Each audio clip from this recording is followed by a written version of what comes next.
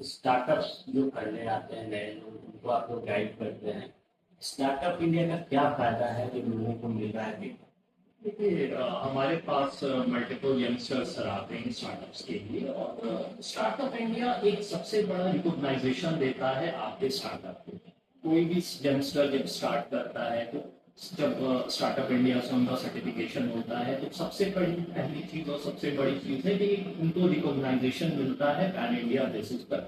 ये business venture, ये business idea recognise है गवर्नमेंट ऑफ इंडिया से, और एक जेन्युइन और एक ग्रोइंग बिजनेस है। दूसरी जो सबसे बड़ी बेनिफिट इसकी है कि स्टार्टअप फंड्स जो सिडबी का 10,000 करोड़ का फंड है स्टार्टअप के लिए, उसका डायरेक्ट एक्सेस उनको मिल जाता है। तो ये काफी बेनिफिट होता है उनके बिजनेस एक्सपेंशन के लिए कि फ्यूचर में वो नया यूनिट डालना चाहते हैं या इन एनी वेज अपने बिजनेस को एक्सपैंड करना चाहते हैं, तो ये एक काफी उनके लिए बेनिफिशियल है।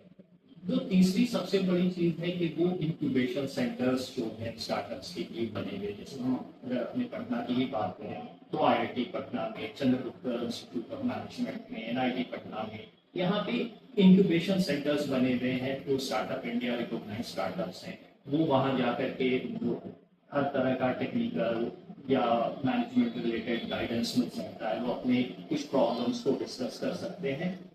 चौथा जो सबसे बड़ा बेनिफिट है स्टार्टअप इंडिया रिकॉग्नाइजेशन का, कि इनको टैक्स एग्जम्पशन है, 3 साल तक टैक्स हॉलीडे है, आपके प्रॉफिट्स पे किसी भी तरह का आपको टैक्स नहीं देना। इसके अलावा टेंडर्स में आपको बेनिफिट मिलता है, आप अर्नेस्ट मनी डिपॉजिट से बच जाते हैं। ये सारे बेनिफिट्स के साथ साथ जो सबसे बड़ी बेनिफिट है वो है क्रेडिबिलिटी, और विद इन योर स्टेट आपका एक जो बेनिफिट होता है आपके कॉम्पिटिटर से या अदर स्टार्टअप से, कि जो स्टेट गवर्नमेंट है, अगर हम बिहार की बात करें तो जो बिहार स्टार्टअप योजना है, बिहार स्टार्टअप पॉलिसी है, उसमें भी स्टार्टअप इंडिया रिकॉग्नाइज स्टार्टअप्स जो है उनको बेनिफिट्स मिलता है, उनको प्रियोरिटी मिलती है फंडिंग के लिए भी। अगर उनको लैंड अलॉटमेंट भी आजा के थ्रू होना है वहां भी उनको बेनिफिट मिलता है।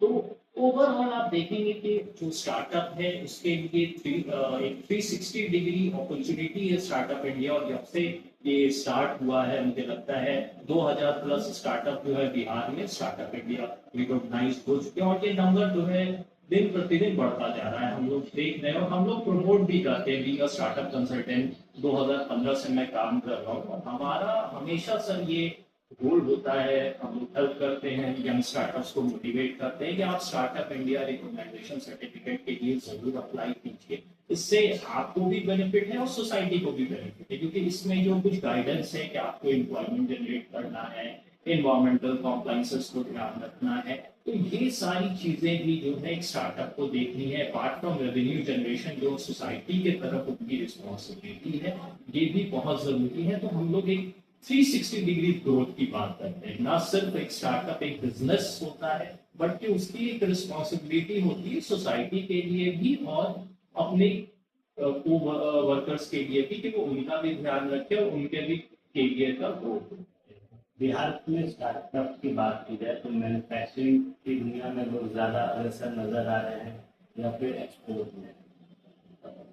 पिछले 2-3 सालों में मैंने देखा है कि मैन्युफैक्चरिंग का ट्रेंड काफी ग्रो किया है बिहार में। खास के फूड प्रोसेसिंग यूनिट की अगर मैं बात करूँ, spice based manufacturing, Honey based manufacturing units, इसके बाद मखाना प्रोसेसिंग यूनिट्स, ये सारी तो बिजनेस एक्टिविटीज। और खास करके मैंने देखा है कि नॉर्थ बिहार में पिछले 3 से 4 सालों में, अगर सिर्फ मैं फूड इंडस्ट्री की बात करूँ तो 2000 प्लस स्टार्टअप्स पिछले 3 से 4 सालों में रजिस्टर हुए हैं जो कि मैन्युफैक्चरिंग सेक्टर में काम कर रहे हैं। अदर देन फूड इंडस्ट्री भी बहुत सारी फैक्ट्रीज हैं जो बिहार में लोग सेटअप कर रहे हैं, और ये नंबर्स दिन प्रतिदिन बढ़ते ही जा रहे हैं। जहाँ तक सर स्पोर्ट की बात करें तो अभी रिसेंटली बिल्टा में जो एक्सपोर्ट हब बना है और मखाना बोर्ड का अनाउंसमेंट हुआ है, उसके बाद जो बिहार बेस्ड प्रोडक्ट है, मखाना, लीची, आम, इसके एक्सपोर्ट के लिए काफी यंगस्टर्स जो है वो प्लान कर रहे हैं कि मैं एक्सपोर्ट्स करूं, और उनके लिए उनके पास काफी अच्छा